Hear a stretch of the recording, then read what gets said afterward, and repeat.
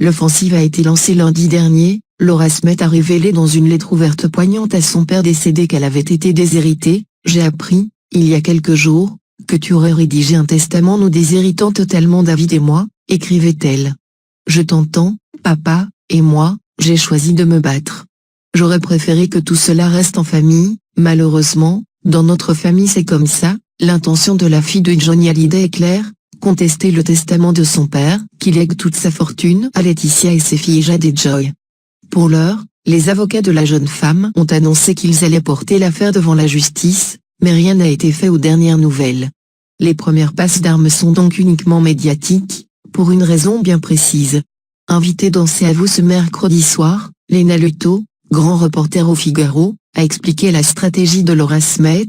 Le but, c'est de détruire l'image de la Madone de Laetitia, mettre vraiment la pression, prendre l'opinion publique de son côté pour la forcer à venir négocier dans les plus brefs délais. À ses côtés, Jean-Pierre Pascalini, directeur des programmes de Mélodie, a abondé dans ce sens. La fille de Johnny Hallyday et ses avocats s'attaquent à l'image de Laetitia avant de s'attaquer au testament.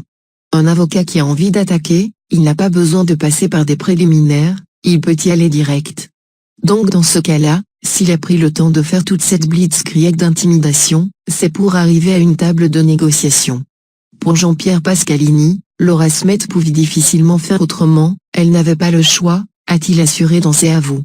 Soit elle se tait et il ne se passe rien, on laisse faire ce que les Américains ont consigné, soit elle décide de porter ça devant l'espace public et peut-être devant les tribunaux. C'est sans aucun doute la prochaine étape, qui pourrait arriver très prochainement. Dans ce cas-là, Laura menace d'un blocage qui peut durer 10 ans. Ça peut faire vaciller Laetitia, de se dire soit je négocie et je peux débloquer la situation, soit tout va être bloqué, les droits d'auteur, la SACEM, tout ça, une situation qui pourrait effectivement rester ainsi très longtemps, comme l'analysait récemment un avocat fiscaliste.